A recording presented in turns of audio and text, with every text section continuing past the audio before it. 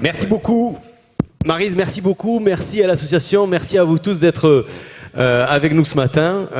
On n'a qu'une seule fois la chance de faire une première bonne impression, paraît-il. Ou dit autrement, on ne peut pas 2 fois faire une première impression. Je ne sais pas si vous avez vu ça. Et donc, on est ravis d'ouvrir cette journée. Alors, comment faire pour écouter avec pertinence le premier atelier et garder la même attention jusqu'à la fin de la journée? C'est pour ça qu'on a voulu passer premier, nous. Le niveau d'attention est compliqué. Hein. Et Jacques est là, il va nous en parler. Pour l'instant, il ne parle pas, hein, vous allez voir, parce qu'après, quand on lui donne la parole, c'est très difficile. Donc, dans 2 minutes, on va laisser la parole à Jacques, parce qu'en fait, Jacques nous sert tous les jours. Jacques, avec ses équipes et ses travaux, depuis plus de 25 ans maintenant, nous aide à accompagner modestement des entreprises, des grandes organisations, des petites organisations à se transformer. Un peu comme si Cro-Magnon avait attendu les cabinets de conseil pour s'adapter au monde, vous voyez le truc là. Parce qu'en fait, il y a un truc, hein, Jacques, tu nous le diras, il y a beaucoup de choses qui changent, on a l'impression que le monde devient dingue, mais en réalité, il y a des choses extrêmement stables, hein, parce que quand on fait de la stratégie, au fond, c'est arrêter de s'en remettre au hasard, c'est finalement être capable d'anticiper et de s'adapter. Mais au fond, quand on parle de stratégie, on passe systématiquement notre regard sur qu'est-ce qui va bouger. Si on se posait une seule question de qu'est-ce qui ne changera jamais, il y a un truc incroyable, hein, reste de profil comme ça, 100 milliards de neurones connectés 10 millions de milliards de fois chacune, ça fait à peu près 100 000 ans qu'on a le même plafonnier, vous voyez. Alors bien sûr, vous comprenez bien que c'est super bien fait et l'évolution nous a dotés de fonctions pour faire face à un monde où on n'essaie pas de réussir sa vie, hein. C'est un monde dans lequel on essaie de survivre. Vous voyez, donc c'est pas tout à fait les mêmes types de soft skills, vous voyez. Donc en gros, vous rencontrez un autre et c'est soit tu fais partie de ta chaîne alimentaire, soit il fait partie de la tienne, en gros. Hein. Et depuis à peu près 70 ans, dans certaines contrées du monde, et en gros, depuis qu'on s'est sédentarisé, en se sédentarisant, on s'est spécialisé. Et en se spécialisant, toi tu faisais des poulets, moi je faisais des roues de chariot, et on s'est changé 3 poulets contre une roue de chariot, etc.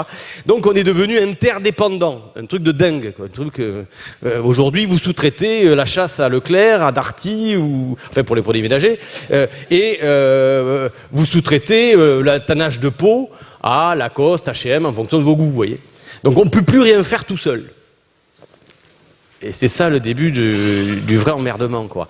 Donc en fait, le fait d'être interdépendant, le fait d'être dans un monde global, nous oblige à être sur des logiques de gagnant-gagnant. Parce qu'avant, si vous comprenez bien le truc, j'étais chevalier, hein, j'arrivais dans ton château, je dis des gros mots, alors vous me le dites de suite si j'arrête, hein, mais sinon je vais continuer à en dire. Donc je rentrais dans ton château, je te pétais ta gueule, je prenais ta femme, tes biens, etc. Et on était dans un jeu, il fallait qu'il perde pour que je gagne. Mais on pouvait aussi perdre tous les deux dans la bataille, où je pouvais perdre et lui gagner. Voilà. Et du coup, c'était très embêtant, parce que dans un monde où on est interdépendant, la seule façon d'atteindre ses objectifs, c'est de permettre à l'autre d'atteindre les siens. Mais ça exige des compétences incroyables. Et donc, si on parle de compétences, c'est bien qu'on soit là à écouter, mais c'est mieux de participer. Je vous propose une petite expérience. Vous êtes prêts, là? Je vous propose de poser vos 2 pieds au sol. Posez bien vos 2 pieds au sol. Lâchez ce que vous avez dans les mains. Prenez bien conscience de votre corps qui se pose sur votre siège. Voilà le problème.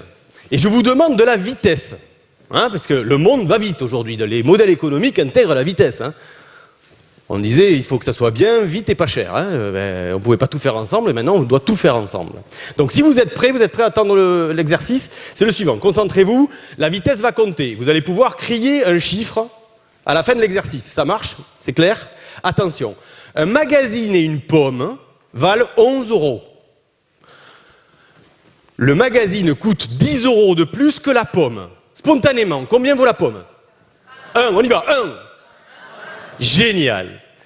Donc là, vous voyez, on a un truc qui est extrêmement puissant, c'est une espèce d'heuristique, c'est-à-dire un mécanisme automatique qui va nous servir tout le temps dans la vie. Je rentre dans ma bagnole, je réapprends pas à conduire, je reprends un vélo, j'en ai pas fait depuis 10 ans, je retrouve des équilibres.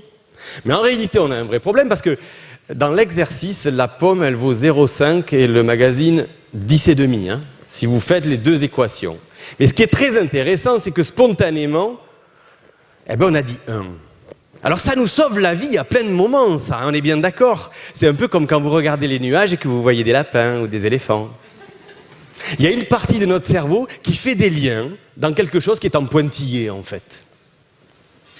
Et donc voilà, grâce à Jacques, et je vais me taire à cet instant, on va pouvoir se rendre compte qu'on a deux fonctionnements, deux parties dans notre cerveau, grâce à l'évolution.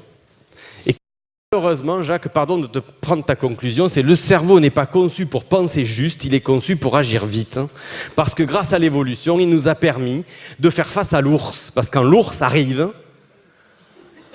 on ne lui dit pas « Attends, Jacques n'est pas arrivé en réunion. » Tu vois, là, déjà, tu as pris une patte d'ours, tu vois. Donc, il faut faire super gaffe. Donc, Jacques, merci d'être là. Il y a un machin, là. Je te le laisse. Je vais me débrouiller. Super. Alors, il a perdu sa voyère. Mais c'est pas grave, il est très bon dans les mimes aussi. D'accord. Dans 27 minutes, on aura le droit de lui poser des questions. Ah ben, il est grand, hein. Oh. Ah oui. Regarde, on est tous très petits. Jacques Fradin, docteur en médecine et spécialiste des neurosciences. Je vous invite à l'applaudir très chaleureusement.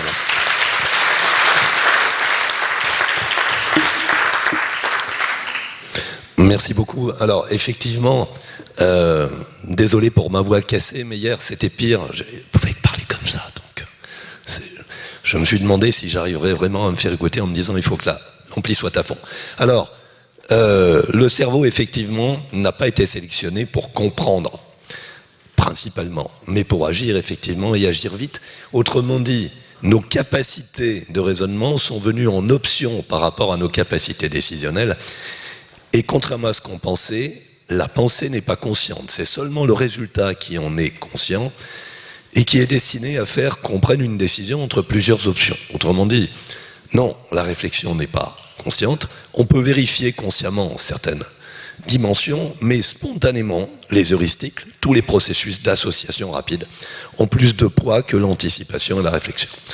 Pour que ça se passe autrement, il faut agir sur nos attitudes. Notre cerveau, d'un certain point de vue, ne fait que ce qu'on lui demande, et par défaut, il fait le moins qu'il peut pour faire vite, quitte à faire moins bien. Alors, c'est vrai que dans la vie quotidienne, l'approximation peut être suffisante, mais on sait que dans les domaines de la modernité, l'approximation, ça peut être le diable qui se cache dans les détails, et on peut rater l'essentiel. Donc, comment est-ce qu'on peut zapper entre les deux? C'est ni bon ni mauvais. J'aime souvent à dire que c'est comme tourner à gauche. Est-ce que c'est bien? Ben, ça dépend. C'est une question de pertinence. Donc, la connaissance de soi, qui est au cœur de l'esprit de service et qui est au cœur de l'intelligence relationnelle, pour ne pas dire de l'intelligence tout court, c'est à quel moment faut-il adopter quelle attitude? Parce qu'on sait aujourd'hui en neurosciences que ce sont, pour l'essentiel, nos attitudes qui nous font mobiliser tel ou tel réseau neuronal. Là, on va en parler de deux qui sont le chapeau de l'ensemble. Est-ce qu'on va plutôt chercher dans le connu, mode automatique ou système 1? Ou est-ce qu'on va plutôt chercher dans l'inconnu ce qu'on peut y décrypter? C'est une autre posture moins spontanée qui s'apprend. Un certain Antonio Damasio a parlé de conscience étendue, ça s'apprend. Tout le monde peut faire, mais avec plus de difficultés. Suivant la façon dont on pose les questions, vous avez vu qu'on a un certain type de réponse ou un autre. Voilà, donc, si on veut bien comprendre que le fait que les automatismes aient gardé la main, et donc qu'on fasse des erreurs, c'est pas une question de bêtise ou d'inculture, mais bien une question de positionnement, autrement dit de temps qu'on se donne. Petite expérience que je vais évoquer très rapidement, un chercheur avec qui, au demeurant, j'ai la chance de travailler aujourd'hui, qui s'appelle Olivier Houdet, a fait en 2000 une publication remarquable, montrant que sur les tests de logique, on parlait beaucoup du QI, et on a longtemps dit que la moitié était liée au gène, l'autre moitié, enfin la moitié de la moitié, le quart était lié à l'éducation de long terme. Il y avait une petite partie qui relevait de notre attention. En fait, lui a montré que 90% de ce qui fait qu'on répond juste ou pas à une question de logique, c'est la façon dont la question est posée.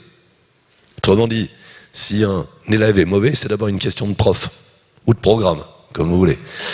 Et donc, suivant la façon dont il pose la question, il posait les questions, et c'est reproductible évidemment, si on dit tout de suite, cherchez vite la réponse, et deuxièmement, montrez que vous êtes intelligent, donc faites vite, cherchez la réponse d'un côté, donc raisonnez pas trop, appliquez un truc tout près, et mettez en cause l'image sociale, eh bien, vous allez faire ce qu'on appelle une réponse rapide dans les circuits postérieurs.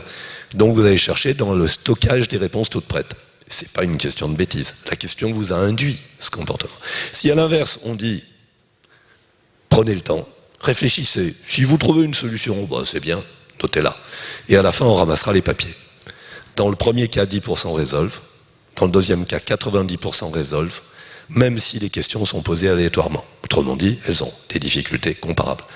Donc, alors on pourrait se dire, ouais, mais dans le deuxième cas, on met beaucoup de temps, plus que dans le premier. Alors, c'est vrai que dans l'évolution des espèces, l'intelligence dans les espèces qui nous ont précédés pouvait être relativement laborieuse, lente et approximative elle-même. Donc, c'était un dernier recours. Chez l'humain, et donc dans l'expérience de Houdet, on ne met pas plus de temps pour trouver la bonne réponse que pour trouver la mauvaise.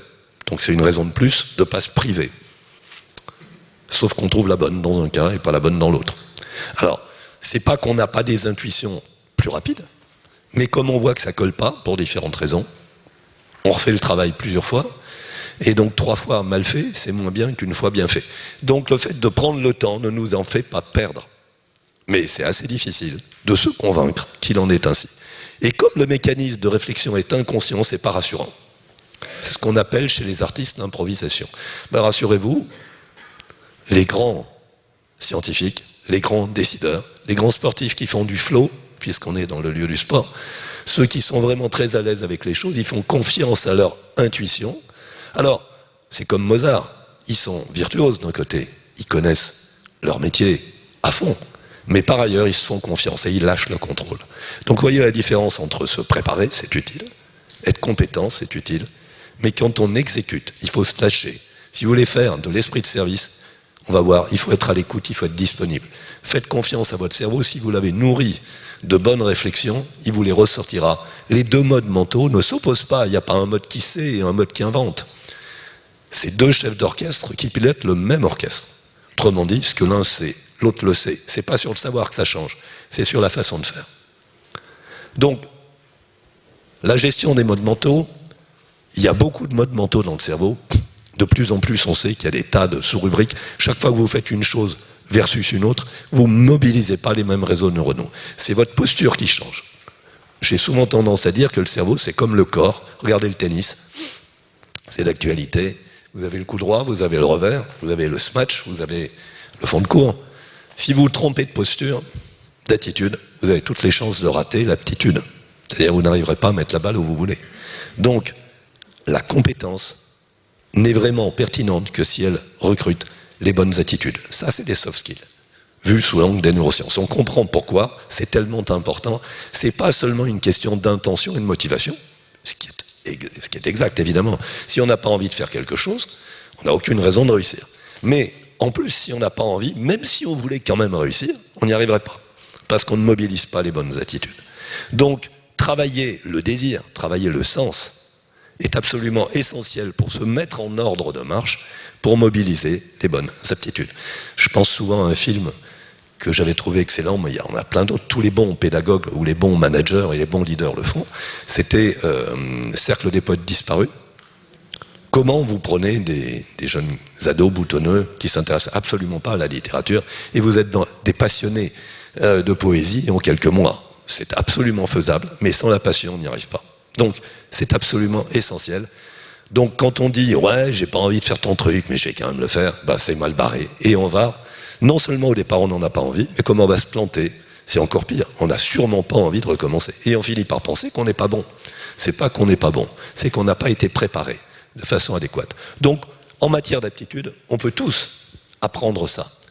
Pour mobiliser le mode des compétences et répondre de façon standard, vous aurez le support PDF, hein, si vous voulez, donc comme ça, soyez tranquille et détendu. Le mode automatique, il est basé sur la consolidation des routines. Tout le monde le sait, hein, le training, etc. Ça, c'est pas nouveau. Ce qu'il faut comprendre, c'est que l'autre mode fait exploser tout ça en matière d'attitude. Donc on pourra se dire, bah oui, mais je vais me priver de mes compétences. J'ai appris des process, si je ne les contrôle pas en conscience, ça va pas marcher. Ben si, c'est le contraire. Comment est-ce qu'on devient bègue? C'est quand on veut contrôler l'exécution. votre conscience, justement, est un outil de stratégie. C'est pas un outil de pilotage du process. Sauf si vous voulez faire des choses extrêmement précises. Je dis pas que dans une centrale nucléaire, vous n'avez pas besoin de contrôler un process pas à pas.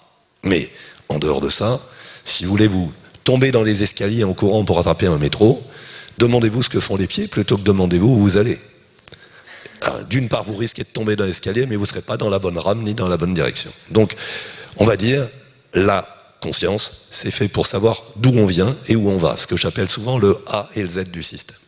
Et par contre, l'exécution, ça se prépare, briefing, ça se débriefe, mais pendant, il faut se laisser improviser. Donc dans l'esprit de service, je pense que c'est un des éléments extrêmement importants. Et une fois de plus, votre cerveau, il est instruit pour savoir. Et sinon, vous ferez de l'apprentissage. On apprend tout à fait de ses succès et de ses échecs. Plein d'études montrent qu'on apprend plus des échecs que des succès. Donc trompez-vous joyeusement, si je peux dire.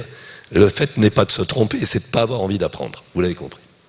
Alors, d'un certain point de vue, c'est pour ça qu'aujourd'hui, si je reste sur les sportifs ou si j'y reviens, eh bien le coaching mental a au moins autant d'importance que le coaching physique, parce que les deux, enfin plus exactement le mental, c'est une partie du corps, c'est le cerveau, et qui lui aussi a ses prédispositions et ses biais. Parce que qui dit qu'on mobilise un réseau dans un cas et un autre dans un autre, c'est qu'il faut être agile dans le zapping.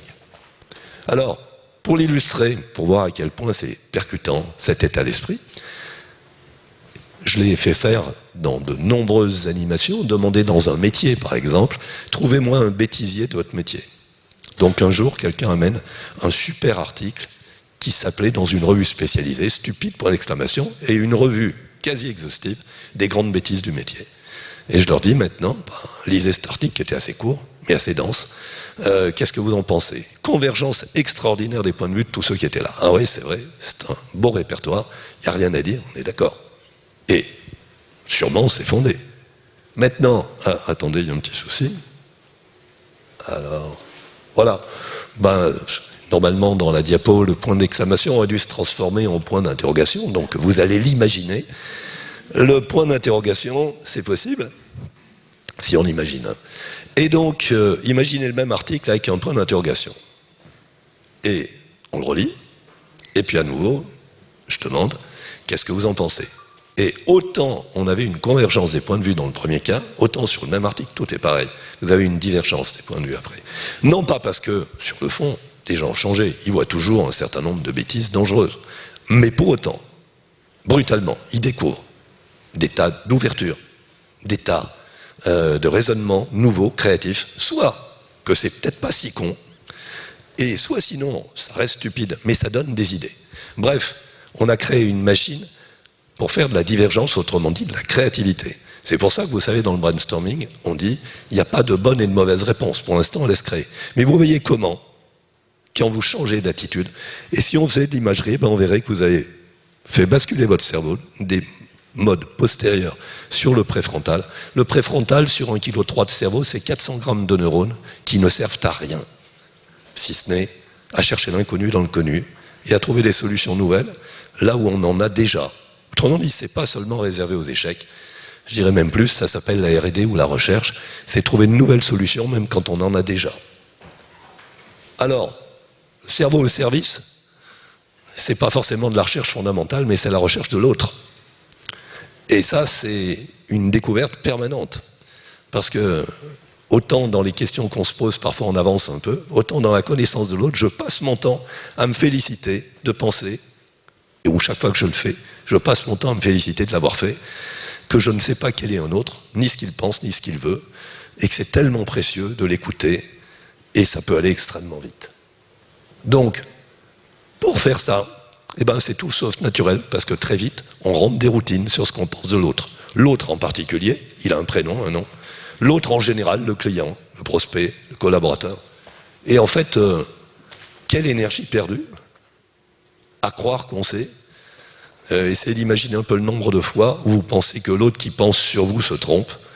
Ça vous donne une bonne idée de ce qui se passe dans l'autre sens. Et plus on est compétent, plus souvent on coupe la parole, sans savoir.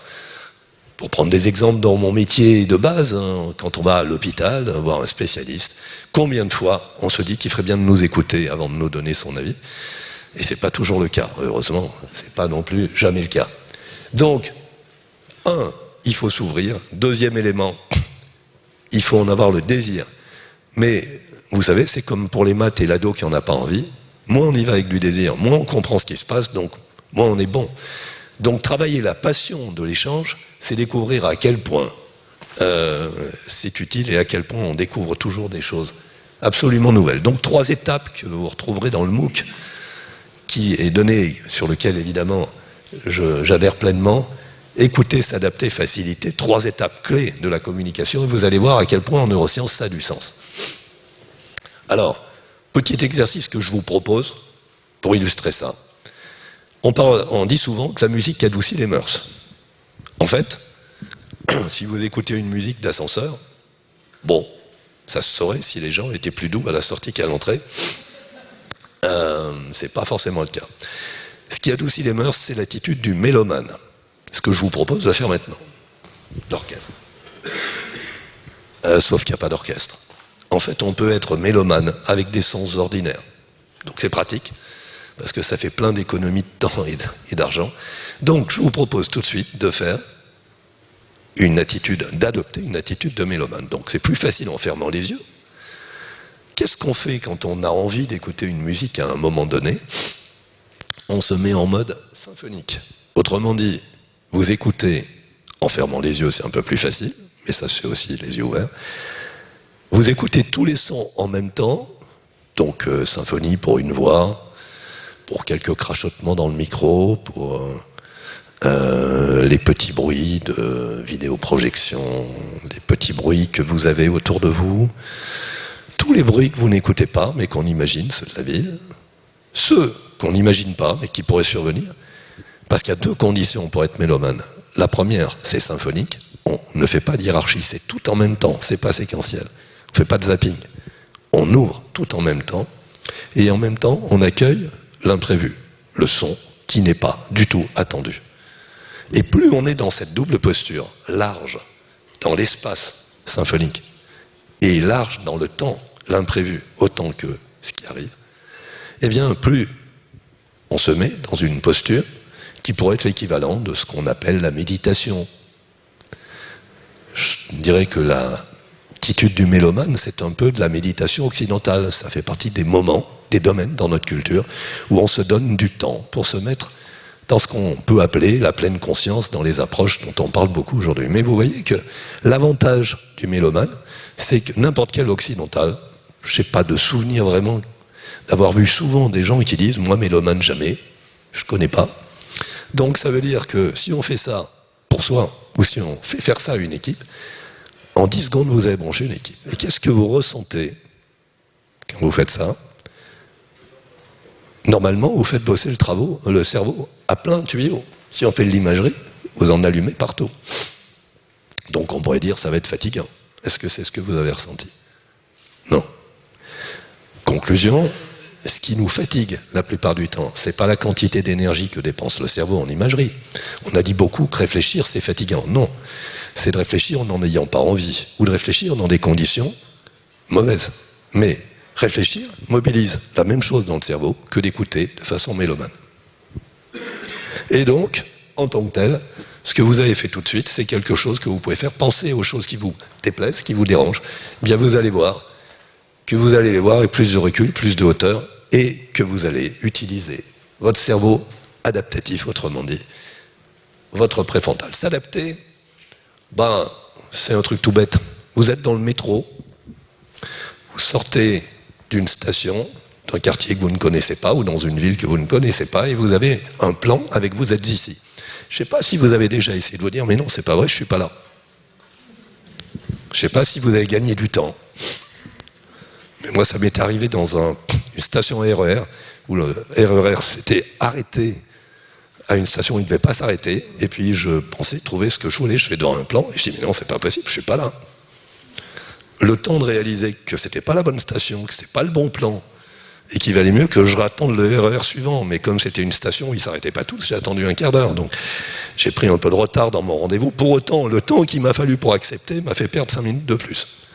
Donc, refuser le réel, c'est toujours du temps perdu. Et pourtant, combien de fois on le fait?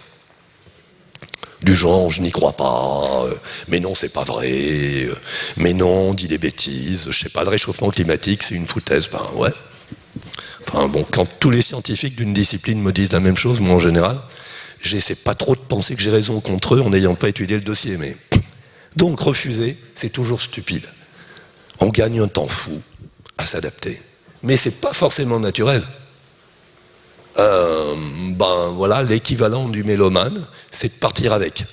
On parle souvent de questions ouvertes et fermées. La question fermée, c'est oui-non.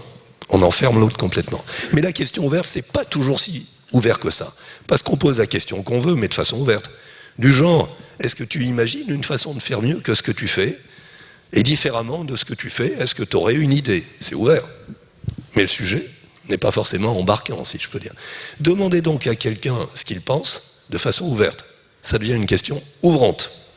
Vous partez avec lui, vous vous adaptez. Vous le faites changer de mode mental sur le sujet qui l'intéresse.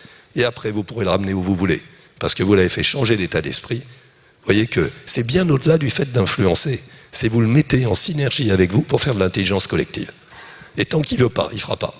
On dit souvent que la psychologie, en psychologie, c'est comme les WC, ça s'ouvre de l'intérieur. On comprend mieux pourquoi. Et puis, voilà, facilité. On a parlé des nudges, par exemple. Voilà, ce que je viens d'évoquer, la question de partir avec, on part avec les automatismes et on crée de la question, on crée de l'ouverture dans le débat qui est celui de l'autre, et l'empathie, par ailleurs, est un des moyens aussi de brancher le mode adaptatif. Autrement dit, quand on montre de la sympathie pour quelqu'un, quand on montre de l'attention, on lui donne envie de brancher son mode d'intelligence collective. Une fois de plus, on ne fait rien sans l'autre. On peut juste après dire qu'il est con, mais vous savez, pour faire un choc, il faut 2 rocs. Donc, je préfère travailler sur moi, c'est plus rapide, plus efficace, et ça impacte considérablement l'autre. Alors, voilà, c'est juste pour dire les soft skills. Si on a un cerveau, c'est un super ordinateur. On veut le compléter avec le transhumanisme. On ferait mieux d'abord d'apprendre à s'en servir quand on voit les potentiels qu'il a. C'est bien plus considérable. L'intelligence artificielle, ça sert à compléter le cerveau, mais ça ne résout pas le problème de la bêtise naturelle quand on ne se sert pas de son cerveau comme il le faut. Alors, petit truc, juste pour faire la conclusion, et qui peut vous intéresser en tant qu'entrepreneur ou en tant que citoyen.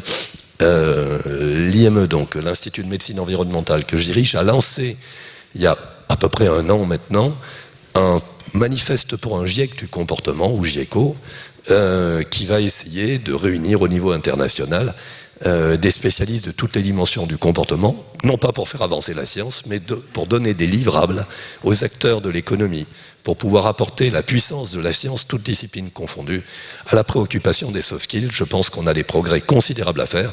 Ça devrait aussi permettre d'améliorer les processus de résistance au changement qu'on voit dans tellement de domaines, y compris comportementaux.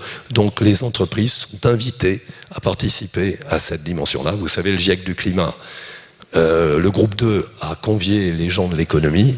Le groupe 2 du GIECO fait pareil et fera pareil. On a déjà plus de 700 scientifiques dans le monde, de toutes grandes universités, dans tous les pays du monde ou presque, qui ont signé. On a plus de 100 par mois. Ce qu'on essaie de faire depuis quelques mois maintenant, c'est de mobiliser les entreprises. Si vous le désirez, n'hésitez pas, venez sur le site du GIECO pour signer et contactez l'IME sur ce point-là. Voilà, merci à vous. Merci Jacques. Garde ton micro. On peut profiter des 5-6 minutes qui nous restent. On profite de Jacques. Ce garçon est rare, vous l'avez compris, parce qu'en plus, il s'applique à lui-même ce qu'il propose. C'est assez impressionnant. Je ne vous raconterai pas quelques anecdotes. Vous aurez à la pause l'occasion de parler avec lui. Qui aurait une question, des questions à Jacques et de profiter de sa présence? Parce qu'on peut toujours s'en remettre à l'ignorance, mais on comprend bien qu'avec les travaux universitaires, que chacun dans nos disciplines, s'adapter, anticiper, utiliser au mieux le plafonnier qui nous sert de machine de survie pour accompagner nos entreprises, nos équipes.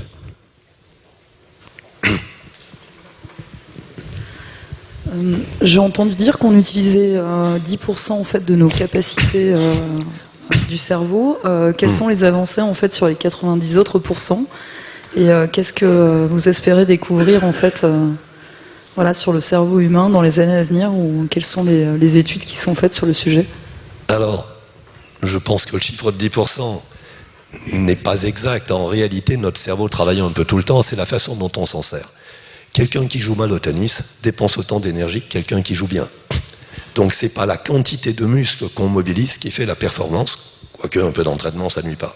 Mais pour donner un petit exemple autre que celui qu'on vient de voir, un autre chercheur avec qui je travaille, Alain Berthoz, a montré par exemple depuis longtemps que le mettre autour de nous, dans notre cerveau, quand on mobilise l'espace, notre corps dans cet espace-là, c'est une dimension exécutive, c'est un premier réseau.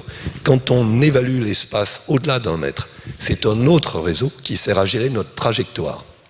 Pourquoi est-ce qu'un enfant apprend relativement vite à se tenir debout et à marcher, mais quand on le pousse, il tombe? C'est parce qu'on le bouscule du premier espace dans le deuxième. Et ça prend beaucoup de temps pour apprendre à zapper d'un mode sur l'autre ou à les coordonner. Donc, la grande nouveauté, c'est qu'on comprend de mieux en mieux les myriades de réseaux tout près qui sont prédisposés pour faire certaines choses. Par contre, on prend un temps fou à les coordonner. Et c'est là où le cerveau humain a des capacités à nous livrer considérables, puisque pensez que les génies n'ont que le même cerveau que ceux qui se plantent tous les jours. C'est une question de connaissance de soi. Les très bons profs, comme les très bons managers, comme les très bons vendeurs, savent faire changer d'orbite quelqu'un. C'est pas de l'influence, c'est du partage de capacités. Le bon vendeur, il vous fait acheter une chose dont vous avez besoin. Le bon manager, il sait vous faire livrer votre capacité. Il ne vous vend pas du dogme. Oui, bonjour Jacques, merci beaucoup pour cette présentation. Il y a juste quelque chose qui m'interroge en fait. J'ai l'impression quand vous parlez, vous nous dites il faut ce temps en fait de la réflexion, ce temps de l'échange. On est dans un monde où on n'a pas de temps, où on est interrompu toutes les... enfin je sais pas, on parle du syndrome du poisson rouge, donc on est tout le temps en train de solliciter notre système finalement. Et, comment on résiste en fait? C'est quoi Ça prend pas de temps. Vous êtes au volant, un événement imprévu. Si vous savez conduire, vous allez faire des choses que vous n'avez jamais faites, aussi vite ou plus vite qu'une bêtise. Donc c'est pas une question de temps, mais c'est bien une question d'attitude. Plus vous voulez tout contrôler, je disais, plus vous devenez bègue. D'une façon générale, le fait de vouloir contrôler un processus qui va trop vite nous handicape bien plus que de vouloir le gérer en surfant dans la même vitesse. Pour vous donner un ordre d'idée, l'improvisation. Pensez à Édouard Baird. Je suis là et je vais improviser en utilisant des techniques de rythme, du théâtre qui fait émerger le sens en même temps que le rythme, que la poésie, même peut-être, que le son, sait-on jamais. On fait 40 choses à la fois, on les fait bien et vite, et on ne les prépare pas. Ça, c'est l'impro. Évidemment, vous me direz, ça s'entraîne, comme tout. Mais c'est pour dire que les grands tennisman, les grands sportifs, les grands tout ce que vous voulez, ils savent associer la préparation et retrouver leur liberté. Autrement dit, ce n'est pas une question de temps. Par contre, ça suppose de pouvoir admettre qu'on peut se planter complètement. C'est tout le problème. Mais quand vous managez une équipe, les meilleurs, de temps en temps, comme la Calas, se plantent complètement. Bah oui, mais ce qu'ils font le reste du temps, ça le vaut bien. Hein. Chez Michelin, par exemple, ce qui compte, c'est ce qu'ils font dans les meilleurs moments. Ils vont valoriser leurs ingénieurs et les garder en fonction de leur production dans les meilleurs moments, plutôt qu'une moyenne plate pour un ingénieur, par exemple. Alors évidemment, ça suppose qu'il y a des métiers où c'est différent. Rien n'est pertinent tout le temps. Mais on va dire que, dans tous les cas, le cerveau humain est très sous-exploité aujourd'hui, pour deux raisons. Parce qu'on a développé une culture de la production, qui a été utile et qui l'est encore, mais on est dans un monde qui bouge, où l'intelligence artificielle va de plus en plus faire plus vite, mieux que nous, ce pourquoi on n'était quand même pas les meilleurs. Gardons notre intelligence pour faire le reste. Ça, par contre, l'intelligence artificielle d'aujourd'hui, c'est là qu'on voit que c'est pas encore de l'intelligence. Artificielle, peut-être, mais pas vraiment intelligent. Vous avez parlé tout à l'heure des ponts avec le nudge. Oui. Vous pourriez nous en dire un peu plus? Alors le nudge, il y a deux types de nudge. Celui qui est utilisé aujourd'hui, c'est faciliter le travail pour nos automatismes, pour éviter de réinventer la poudre. Autrement dit, c'est de l'ergonomie cognitive. Comment rendre une chose nouvelle, mais faussement nouvelle? Vous découvrez une nouvelle interface, plus cette interface est intuitive, autrement dit s'appuie sur vos automatismes, plus vous gagnez du temps, parce que ce n'est pas l'interface qui compte, mais bien le service qu'il y a derrière. À l'opposé, le nudge de deuxième génération n'est pas là pour faciliter le travail du système 1 ou mode automatique, il est là pour faire émerger la capacité de prise de recul. Il y en a quelques-uns. Si on veut faire du développement durable, c'est de la conscience et de la responsabilité. Si on ne le vend que comme un devoir, personne ne l'achète. Il faut créer le désir. Autrement dit, il faut susciter la prise de recul, la prise de hauteur, et là ça devient comme la poésie.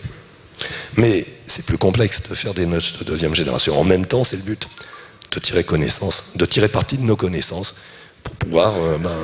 tout le champ de l'intelligence est devant nous. Je pense qu'incontestablement, on a beaucoup misé sur la maîtrise des automatismes, mais il va être temps de retrouver l'autre pied, si je peux dire, parce qu'on voit les limites de l'automatisme, c'est qu'à un moment donné, on se demande pourquoi on se lève le matin. Et certains vont sur les ronds-points parce qu'ils se le demandent aussi. Donc, voilà. Mais il n'y a pas qu'eux qui ont perdu le sens. Vous interviewez les gens qui sortent à la défense, ils vous disent, eux aussi, qu'ils ne savent pas trop pourquoi ils sont là souvent. Et ça pose des gros soucis. Voilà. Est-ce que vous allez... Bonjour, et merci beaucoup de tout ce que vous pouvez nous dire. Est-ce que vous allez... Est-ce qu'on peut investir le monde de l'éducation depuis tout petit jusqu'à... Et après, ça conduit à l'entreprise, puisqu'on a tous été éduqués beaucoup plus sur des automatismes, on a appris par cœur, et le meilleur, c'est celui qui absorbait vite, etc. Et après, on reproduit en entreprise des réflexes pas toujours très sains. Voilà. Petit exemple pour illustrer, on peut avoir de l'espoir, les Scandinaves, finlandais notamment, inventé façon de parler, ils ont développé un cours d'empathie.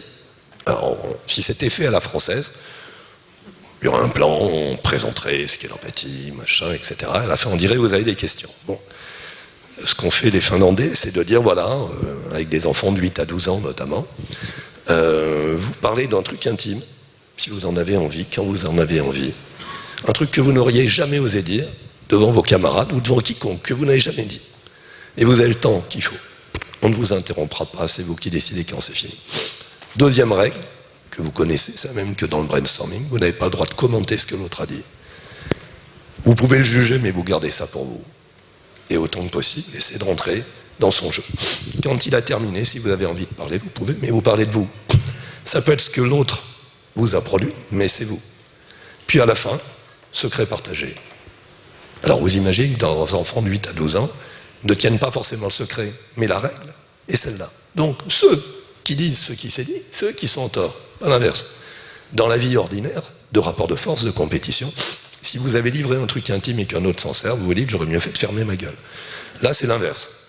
On va penser in petto, tiens il aurait mieux fait de se taire.